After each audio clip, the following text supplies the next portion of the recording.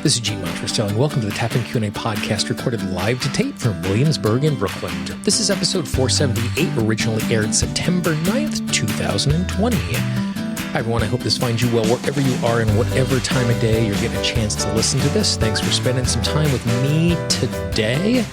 As always, we are going to be talking about mastering the art of delivery with tapping so you can move from the basic recipe to get to root causes faster, clear issues quickly, and have longer lasting results. Today, that conversation is going to be around how we can use tapping for chronic illness and the science behind that, because we have a really special guest to talk about that. Before we jump into that, two quick things. First of all, remember we have a free 10-part guide on how you can use tapping to eliminate self-sabotage. All you need to do is go to tappingqanda.com, click on the big blue button. If you happen to be listening to this right now in the website, in the upper right-hand corner, you will see a blue button. Click on that, and you will start getting that free 10-part guide. The other thing I wanted to do was to send a special shout out to Katrin, and I am sure that I have mispronounced that, even though I asked for some help in pronouncing that. She is the most recent supporter of the Tapping Q&A podcast. Because of her support, she gets some amazing thank you gifts for helping the show out. If you would like to be like her and all of our other amazing supporters, all you need to do is go to tappingqanda.com/support. You will ensure that we continue to create an amazingly high-quality podcast, and you'll get some great thank you gifts in the process.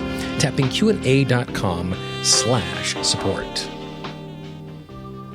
Today we have a great interview about how to tap for chronic illness, and my guest to do that is Dr. Peta Stapleton. If you don't know Peta, she is one of the world's leading researchers when it comes to doing studies on tapping and its efficiency.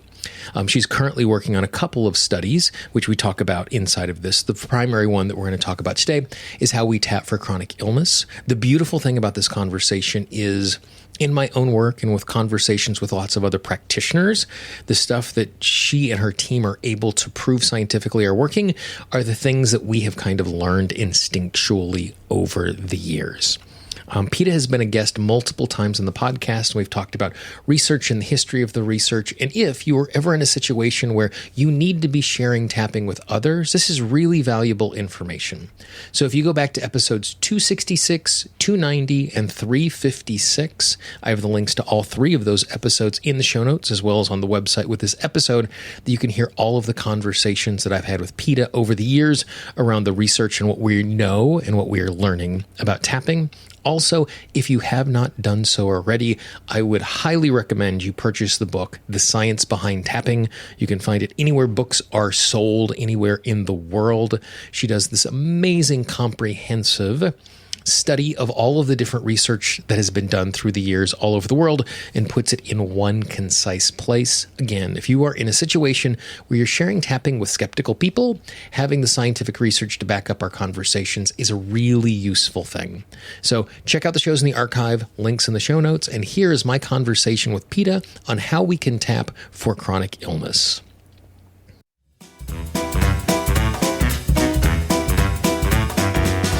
So a term that we use all of the time is the term chronic illness. And I'm a super stickler for definitions, just so that when people are saying something, we know exactly what they're saying. So when you think of or you use the term chronic illness in your work, when you're teaching, when you're working with clients, what do you mean by chronic illness? How do you define that? Right. It's an illness that comes slowly over time. So it doesn't have an acute starting point, typically. It starts very slowly. Symptoms creep upon a person. And normally what has caused it, or that precipitating factor, is long ago by the time you get your symptoms down the track. So it's a very slow moving illness that eventually presents itself, but the origins of it may not be clear.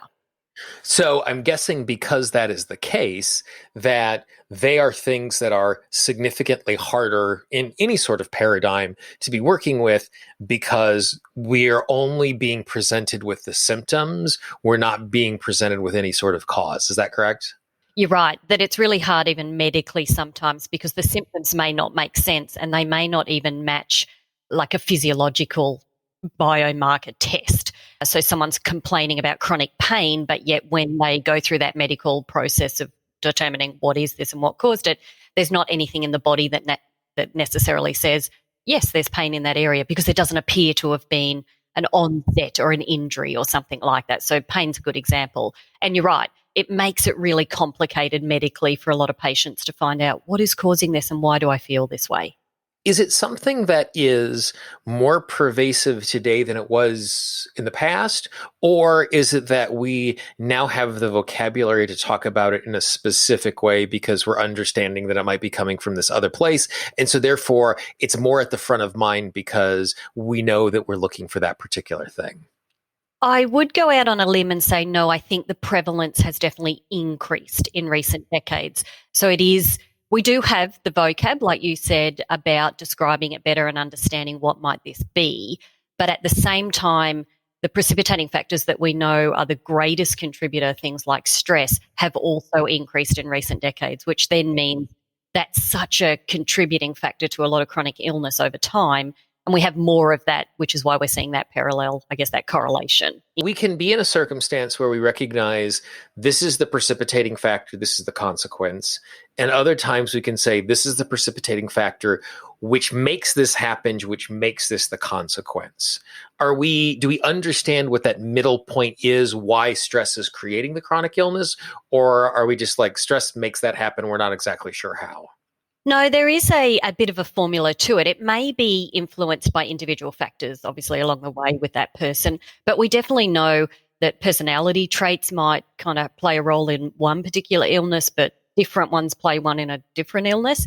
So stress may be that starting point, but then the process of what stress does to cellular structure in the body and then inflammation in the body, and then throw in emotions with neurohormones that are released, and then we ultimately see down the track some sort of illness. But that may be different for different people as to the... So in the trajectory that you just laid out there, could you go into a little more detail about how and why stress causes those things and how and why emotions compound those things to create the outcome that you're talking about? Yeah, absolutely. So if stress is just a state of not being able to cope or not having the resources, then you might get an emotional reaction to that situation. So say that for some people is anger, it could be frustration, it could be helplessness. So every emotion in the body has a neurohormone that then gets released. Now we know that neurohormones don't just leave of their own accord, that if they're not processed, they stay in the body. And then we know that they have the ability to influence the genetic material around DNA in each cell. So it's like you need a communication system to tell DNA to express itself in a certain way or other, up or down regulate. So if there's a family history of a certain illness, it's not necessarily that it's genetically passed forward. It's just that the same pattern of responding to a situation or an emotional state gets learnt and taught through family systems. And then that then changes the DNA expression for someone in the family to then say, it's almost like confirmation bias, oh, this is a family genetic disease. And it may not be. It's just that you've learnt the same patterns of the way of being. Gotcha. That makes sense. Once we are in a circumstance where, as it has slowly creeped on, we have a person who is in this chronic state, in the work that you were doing, either research-wise or client-wise, what are you seeing as a way to respond to that is effective inside of that? So it does seem to be that taking a body-based approach and almost using the body as the barometer, having the conversation with the body and start with the symptoms, but finding out what it is that perhaps hasn't been processed within the body for that symptom to be occurring. And it could be pain, it could be, a skin thing, it could be something else. But having the conversation with the body and then using body-based techniques, which, we know EFT tapping to be one of them. There's other somatic processing. And coming in at that angle rather than a cognitive talk therapy one allows the body to process the emotions that are contributing. And then what we're seeing is when you process the emotions, and some of them might go back years, the symptom goes away. Hence, the illness can go away. What do you mean when you say a conversation with the body? What does that look like? So it literally is what it sounds like. So say if someone is describing chronic pain in their shoulders, for example, but they've had all the scans and nothing shows up there, but they have this pain. the conversation might be, okay, so if we were to talk to that body part now in our session, what would that look like? What would you want to say? And a lot of pain patients want to reject that part of the body because they want to almost try and get rid of it. But when we allow, through a visualization exercise, a conversation, often the body part wants to let them know something. It could be symbolic, it could be literal, it could be, I have all this anger in there. And then we might talk about, well, let's guess what emotion might be in that body part. And then we can utilize that in some of our techniques or processes that we might use in order for that body part to almost be satisfied or get what it needs. I do a lot of that stuff. I have just found it to be useful. And initially I came to that approach from my hypnosis training. And I don't know if this is true. I would love to get your feedback on it. The thing that I have always postulated, and the reason why that is an effective way to do it, is we are notoriously bad eyewitnesses of our own experience. I like that. And our brains need to have a reason why. What we do is we end up writing stories that explain the reason why, that are coherent, but might not actually be the cause. Like, I was working with a client recently who was having a hard time speaking in public. And when she wanted to work on that particular work, in her intake form, she even mentioned, when I was in 5th grade, I had this speech, it went really badly and everybody laughed at me. Which is a coherent story as to the reason why she was having trouble speaking in public. Turned out it was because her boss was in the room. And she didn't want to look bad in front of her boss. That was actually the root cause of her fear, but she had this story. And I find that by doing what you were saying, by giving personality to a body part, to a physical sensation, we're disassociating from the conscious mind who may or may not be telling us the story that is true. And we're getting the conscious mind out of the way. It's not as if the shoulder is talking to me, but I'm now letting my inner wisdom speak through that particular piece, because this front part of my lobe is now out of the way, because I've created this little scenario where it isn't trying to figure it out, but it's actually asking the question. Yeah, nailed it. That's it, Gene. Perfect. Okay. Good. It's the story I've always told my clients is the reason why we're doing it. I'm glad that someone smarter than me is actually telling me I'm going in the right direction. What you're saying is, in these particular scenarios, when that happens, we're getting a chance to process the emotion that might still be floating around in the body that has created this gene expression. As that stuff is processed, what then happens genetically? Do the genes start expressing something else? Is there new information that comes in that causes them to do that? Like, how do those things then get regulated up and down at that DNA level? Yeah, so if the new information is that the emotion got processed, whatever was contributing there, it has a direct impact. So it's like those cells need, think of it, Dr. Bruce Lipton talks about, they've got a little antenna on them and they're scanning for information all the time. So if the information coming in now is a different one, or I'm calm, or I'm neutral, or I don't have that emotion anymore, the DNA literally can stop expressing itself.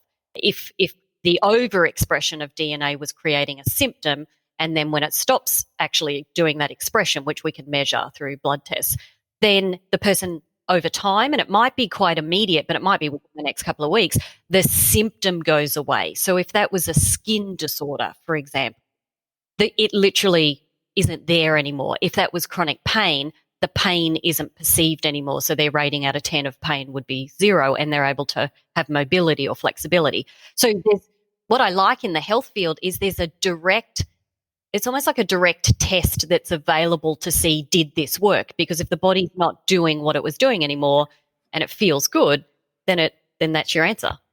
And as you say that about it's responding to the information and stopping. Yeah.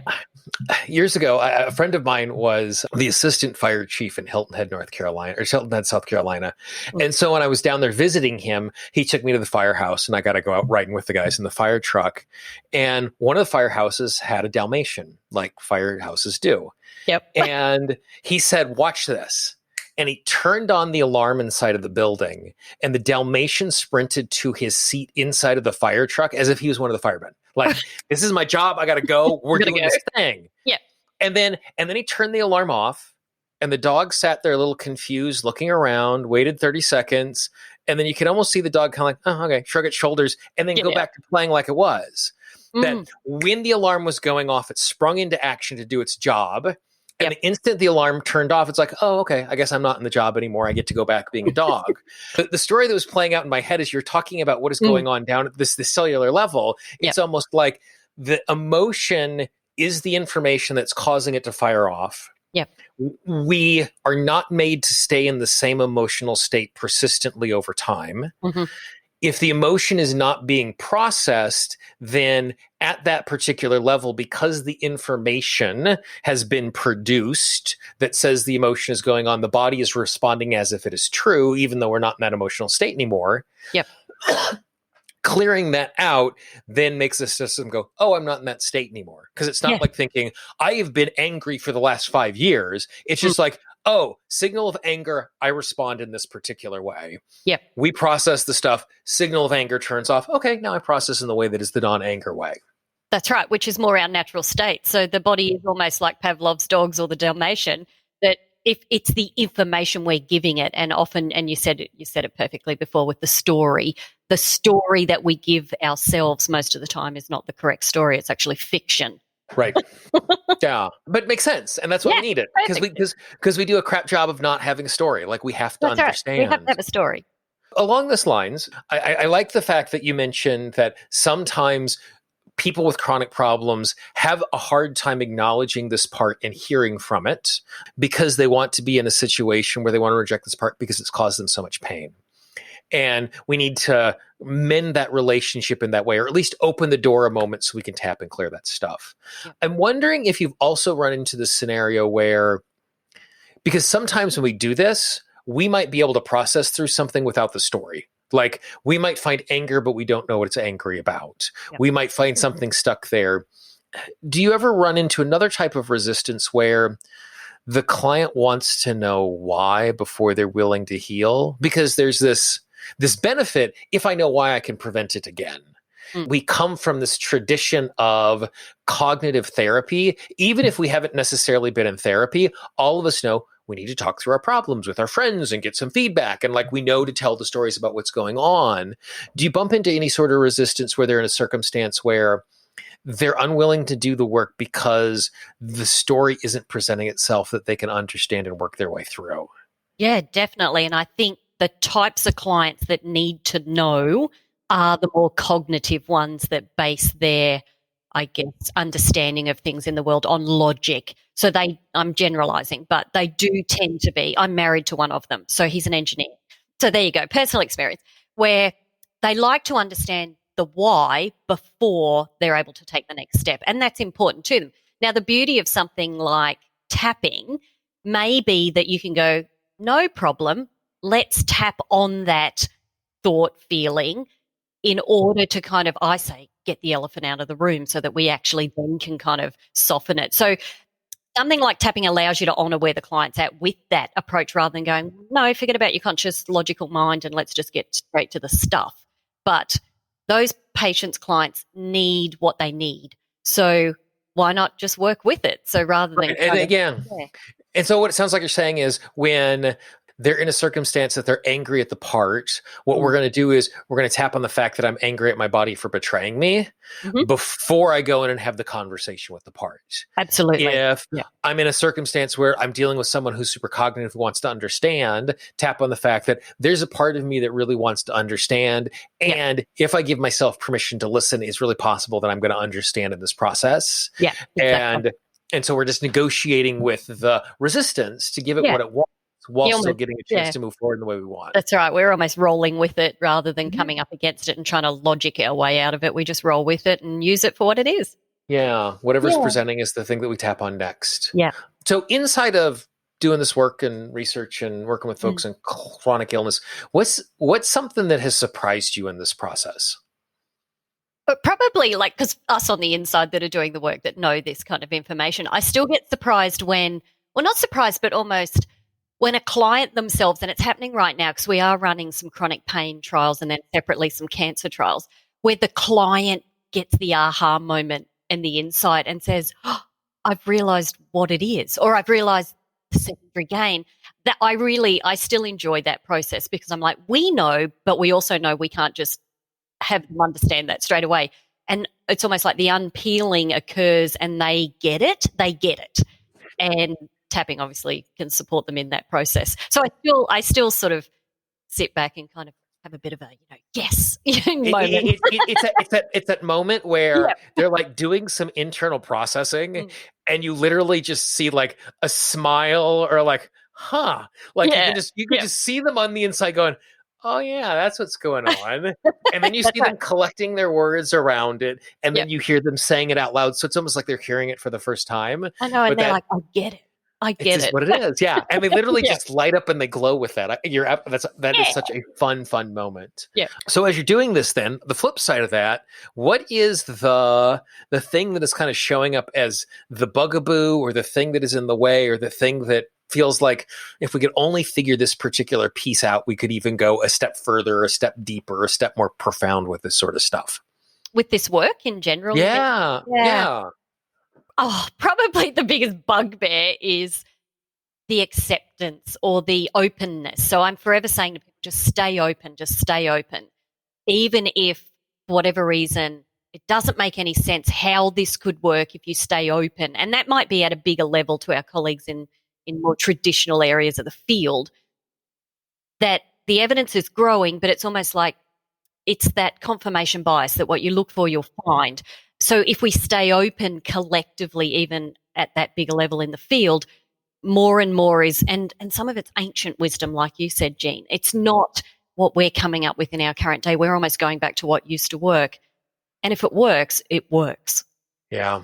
It's one of the reasons why in a lot of situations I like tapping with kids more than adults, because they just like, you want to try this thing? They're like, okay, yeah, let's try this thing, and they're not giving, like, they're not doing the analysis the way that our adult mind tries to do analysis to keep us safe, to understand, to do that sort of stuff. They're just like, okay, yeah, you want me to do this wacky thing? I'll do this wacky thing. Let's see where it goes. Yeah, I'm with you. Let's work with the kids. At least we help them. They grow up to be adults that are self-regulated. That's right.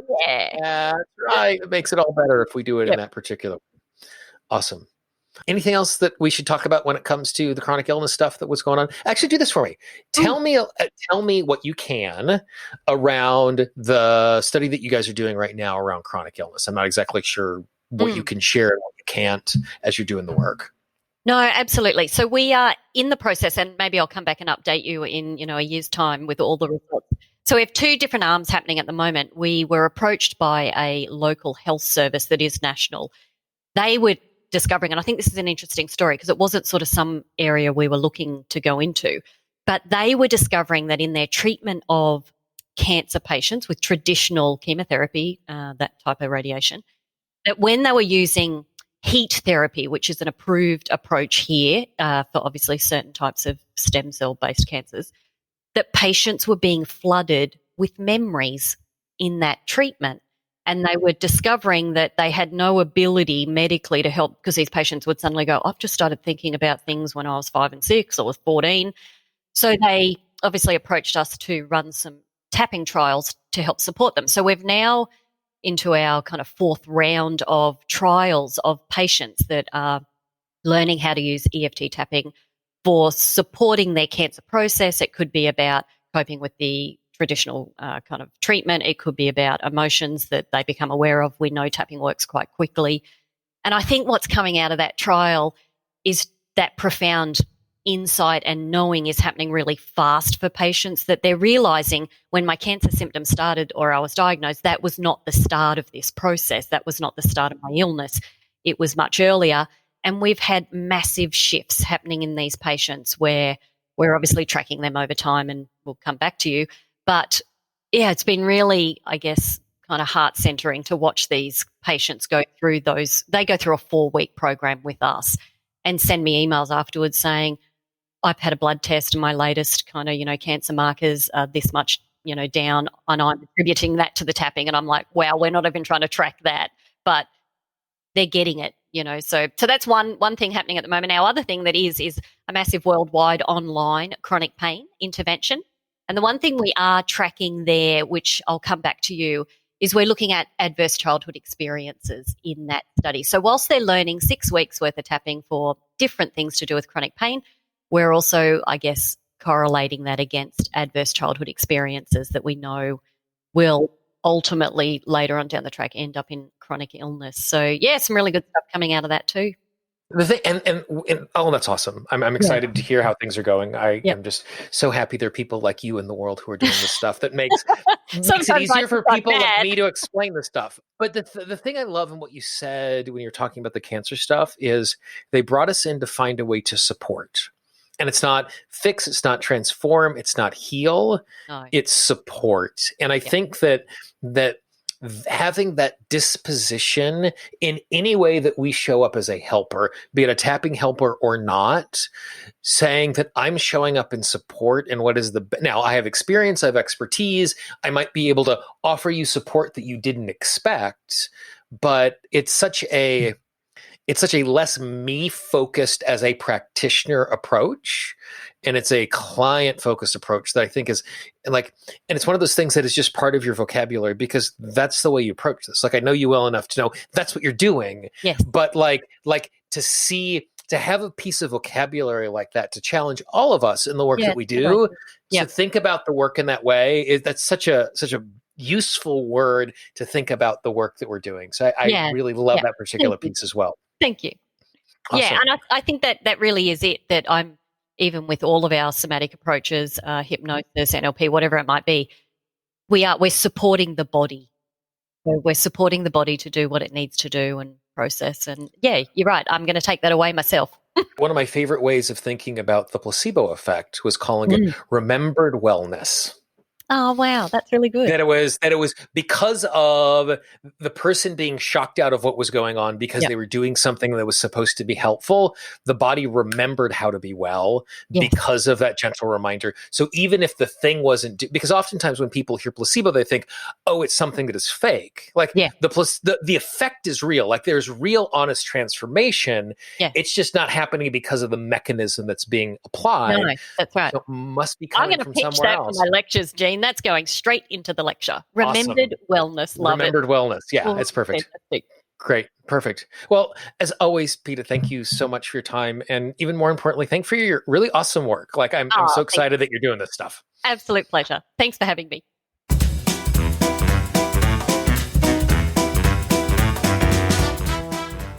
I really love the fact that we can use the pain and struggle of chronic illness as a way of uncovering emotions and stories that we would not be able to find otherwise. Because oftentimes the thing that is showing up physically showed up many months or many years after the actual trauma itself. And by using the skills that we talked about in this particular interview, as I've been doing my Mastering the Art of Delivery training, we spend an entire session on guided imagery and how we can use that particularly for chronic issues. But it's nice to know that we can have this entry point without having the story. If you know someone in your life who would benefit from this conversation, please be our ambassador and pass it along. Don't spam your inbox. But if you know 2 or 3 people who would be interested in this conversation about tapping and chronic illness, please pass the show along. The highest compliment that you can pay me is to share a resource with a loved one or a friend because it means you trust this, and that means a lot to me. If you have not done so already, please subscribe to the podcast. In podcasting parlance, subscribe is always free. You can subscribe to the show in Google Podcast, Apple Podcast, Stitcher, Pandora, basically anywhere you get audio. If you search Tapping Q&A, you will find the show. Click subscribe, click follow, click whatever the button is where you're looking at the show. This will ensure when new episodes come out, you are notified and you don't miss any of the amazing content. And if you go to tappingpodcast.com, you can find our entire 11.5-year archive of the show sitting there absolutely free. We're closing in on 210 hours of free content, interviews with amazing people like Peta, instruction on how to get more out of your tapping, and lots of tap-alongs, tappingpodcast.com. If you have a question or a comment or something you'd like us to cover in a future episode, please let me know. I love recommendations from listeners just like you. Some of the best guests and some of the best shows have shown up because of recommendations. All you need to do is drop me a note, Gene, Gene, at tappingqa.com, or if you're on the website, just click on that contact link. For the Tapping Q&A podcast, this is Gene Montrastelli. I hope you have a great day, and I will talk to you real soon. Bye-bye.